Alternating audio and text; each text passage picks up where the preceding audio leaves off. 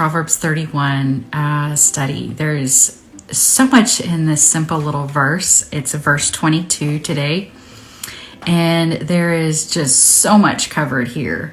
And when I first read the verse, it just simply says, "She maketh herself coverings of tapestry. Her clothing is silk and purple." When I read the King James Version, it was, again, one of those verses where I was like, okay, where's this going? But then when I read the Amplified Version, which I love because it just gives more detail to the existing King James Version, it was amazing to me. So the first half of the verse is, "She maketh herself coverings of tapestry." The Amplified refers to this as, "She maketh herself coverlets, cushions, and rugs of tapestry."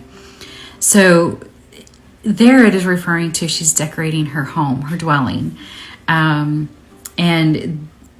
tapestry is not something that is easily done. I've seen it done before, and it's very intricate. It takes a long time, but well worth it. It's very expensive to buy nowadays. I'm sure it was much more common in those days, and yet at the same time, maybe it wasn't. I'm not sure, because it is very detail-oriented and takes a lot of time.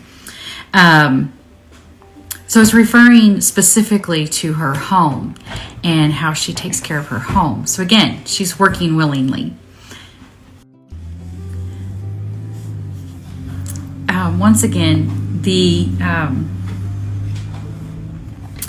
attitude of willingness, being able to work and make your house a home. It's very important, and it's something that I know all of us strive to do. We want beautiful homes. We want peaceful homes, and it's an amazing goal. It's a great goal to have.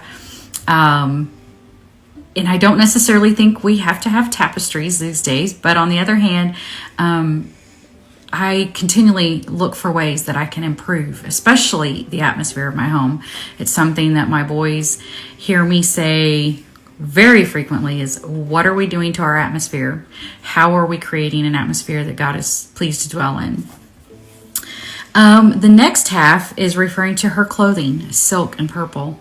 And the silk is represented as fine and pure. Linens. And then there's also the representation of the color purple. And of course, if you look up the color purple, it is used by priests, but it is also the color of royalty.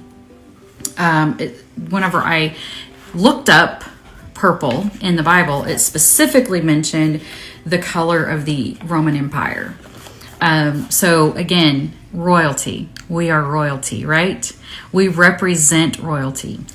But then I started looking into the verses that the Amplified Bible referenced, and I shared that on a post, on a separate post. If you're welcome to look them up, or we'll just run through them real quick here. But the representation there is astounding. Obviously, we know modesty is such a hot and controversial topic. As Christians, modesty is very important to us, to me. And because I know I'm speaking to a mixed audience, I will not sit here and try to define modesty for you. I will define modesty for me. And I try to live that out every single day of my life. I try to present myself in a modest way. But again, I can't tell you what modest is for you. That is something that should be handled prayerfully, carefully. And obviously, there are some lines that should never be crossed in the definition of modesty. But again, speaking to a mixed audience and trying to use wisdom here, I would just ask that if there is a question in your mind about a particular clothing, piece of clothing that you're wanting to wear, pray about it. Talk to your husband about it, first and foremost. But taking a look at the first scripture reference from the Amplified Bible, it was Isaiah 61:10. Made a lot of notes here. And so just turning there quickly. Isaiah 61:10 says, I will greatly rejoice in the Lord. My soul shall be joyful in my God. For he hath clothed me with the garments of salvation. He hath covered me with the robe of righteousness. As a bridegroom decketh himself with ornaments, and as a bride adorneth herself with her jewels. So right there, it kind of took a turn towards the spiritual aspect of our appearance. And when we dress ourselves spiritually, this is a reflection of our attitudes. It's a reflection of our behavior. It's a reflection of our heart. And referring to the bride of Christ, obviously there is a whole nother level there of how we appear, spiritually speaking. And I am so concerned that I will not express to you guys in verbal words what this meant to me the more I looked at the importance of our appearance, both naturally and spiritually. It does mention that the bride adorns herself with jewels, and I couldn't help but wonder, did she adorn herself with rubies? What we're compared to in, this was back at the beginning. I believe it's maybe in verse 10, verse 11, something like that, where it talks about the virtuous woman is worth more than rubies. And so I wondered, did that bride adorn herself with rubies? Because that verse is very specific, that she adorneth herself with jewels. There was also a reference to 1 Timothy chapter 2, verse 9, which is the traditional verse referring to our modest apparel. In like manner also, that women adorn themselves in modest apparel, with shamefacedness and sobriety, not with broided hair or gold or pearls or costly array. When it says modest apparel, but the very first two things, examples that it gives is shamefacedness and sobriety. This is not something that you can put on like a shirt. This is something that's in the heart. It's a reflection of the heart. And I did look both words up. Shamefacedness simply means bashfulness and an excess of modesty. Excess of modesty, not slight modesty. So if someone accuses you of being too modest, smile and say thank you, because you have accomplished 1 Timothy chapter 2, verse 9. It's in shamefacedness and excess of modesty. Sobriety, of course, it does mean a freedom from intoxication. But it also means freedom from an habitual freedom from enthusiasm, inordinate passion, or overheated imagination, calmness, coolness, serious gravity without sadness or melancholy. So it's a little bit sobering to think about that this word is specifically mentioned that we women should adorn ourselves with sobriety. Now, does that mean we can't have fun? Does that mean we can't laugh? We can't joke? No, that's not what I think it means. But what is my overall attitude towards life, towards the word, towards my husband, towards my children? What is my overall attitude? I think the point is that, and yes, Timothy, it does list additional items here, physical items, but obviously, because the first two items mentioned are a reflection of the heart, I feel like, to me, it said that those two things were more important than the outward appearance. Now, does that take away from the outward appearance? Absolutely not. It's very important because it continues on and says, gives specific items.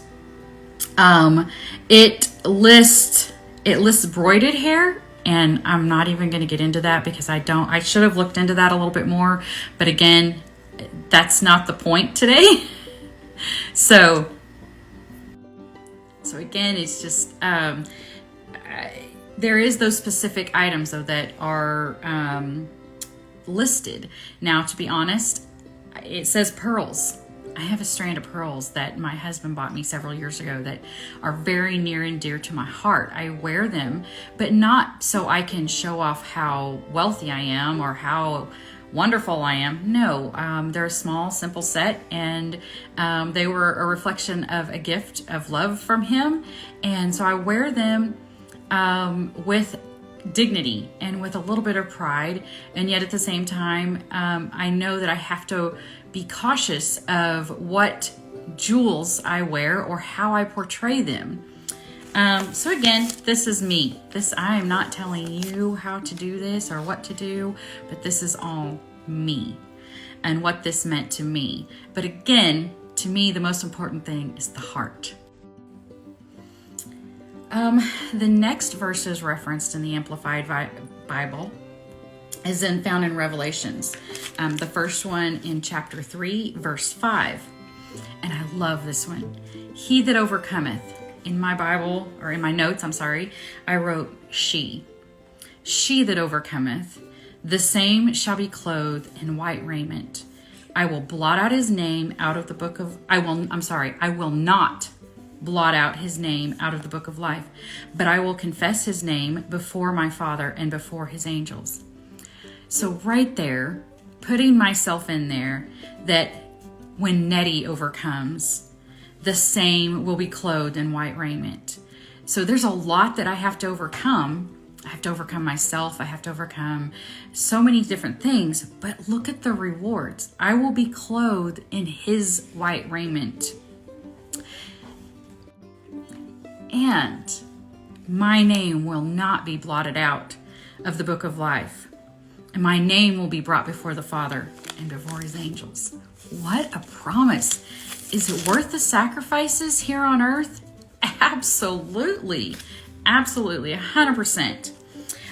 There was also a verse in chapter 19, verse 8. And to her was granted that she should be arrayed in fine linen, clean and white. For the fine linen is the righteousness of saints. Y'all, the ultimate goal right there. So I asked myself, is it important? Is my appearance important? And we can sit and discuss clothing and if this is too revealing or not too revealing. But the bottom line is how we appear is a reflection. It's a big, huge reflection of our husbands here on earth. How we present ourselves both naturally and spiritually is a reflection on our husbands. And more importantly, it's a reflection on our Lord Jesus Christ. And so as much as I love the Proverbs 31 verses, as much as I love being a homemaker and all these things, they're wonderful things. But this right here, is so vital. Our appearance is absolutely 100% vital. It is a reflection of our heart. It is a reflection of the way we think, the way we act. All of that tells the world around us who we are. Are we Mrs. Jesus Christ to the world? Am I Mrs. Jesus Christ to my neighbors, to my children, to my husband? I pray that I am.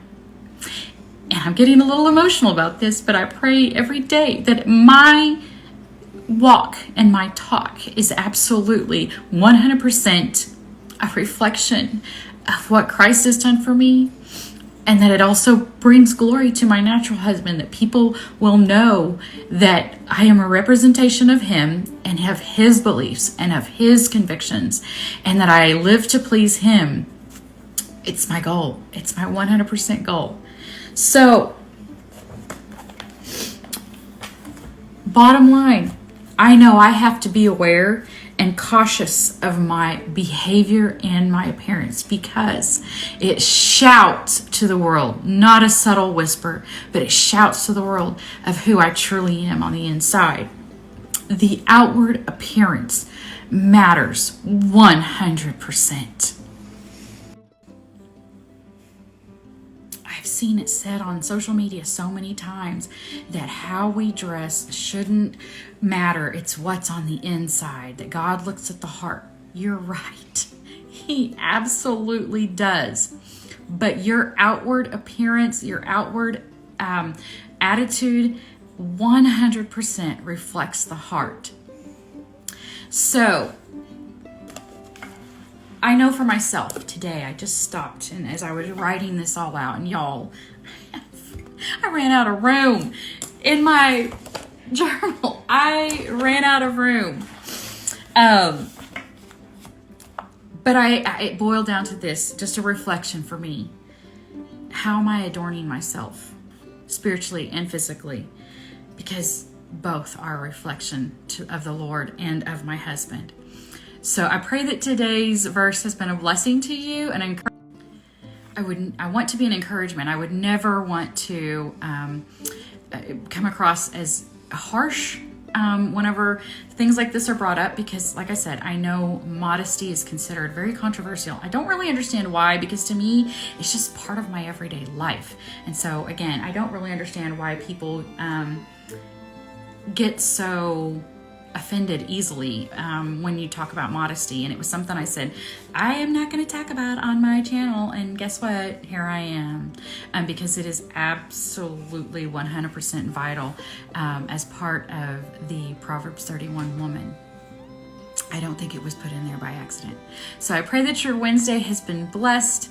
I pray that you maybe are challenged to just stop and think about these things, or maybe you've nailed it. I know a lot of lovely, lovely women who I know have nailed this in their everyday life.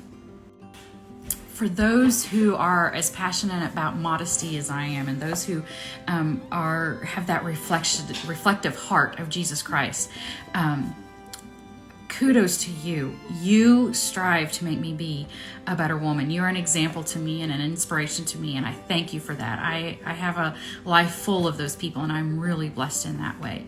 So again, I hope your day is blessed.